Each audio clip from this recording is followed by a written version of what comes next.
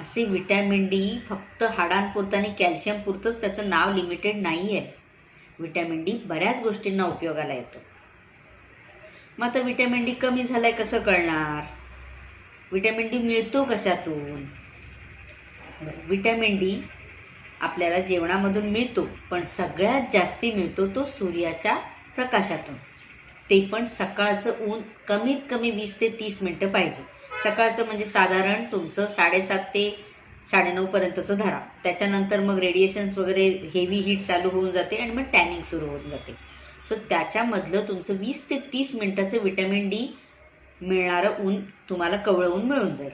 पण कवळं ऊन मिळतंय का आजकाल? विटॅमिन डी 90% लोकांना इंडियामध्ये कमी आहे.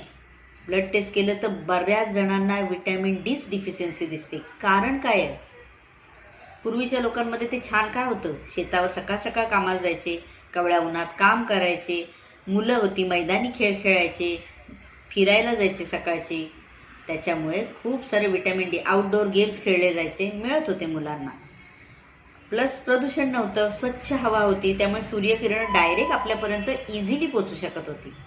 आता प्रदूषणामुळे आपल्या स्किनवर लेअर प्रदूषणाची असते, हवेमध्ये लेअर आहे प्रदूषणाची, त्यामुळे सूर्याची किरणं डायरेक्टली आपल्याला असर करणारी म्हणजे छान इफेक्ट देतील अशी विटॅमिन डीची किरणं, विटॅमिन डी मिळणारी सूर्यकिरणं आपल्यापर्यंत पोचत नाही आहेत. त्यामुळे स्पेशली जे शहरी भागात राहतात त्यांच्यामध्ये विटॅमिन डी डिफिशियन्सी खूप दिसून येते. प्लस जेवणात पथ्य पाणी आहेतच. बरं, जेवणामध्ये जास्ती नाहीच मिळत आहे. आपण म्हणतो दुधातून मिळेल, काही मच्छीमधून मिळेल, फिशमधून मिळेल, पण सगळ्यांमधून मिळत नाहीये जेवढं पाहिजे.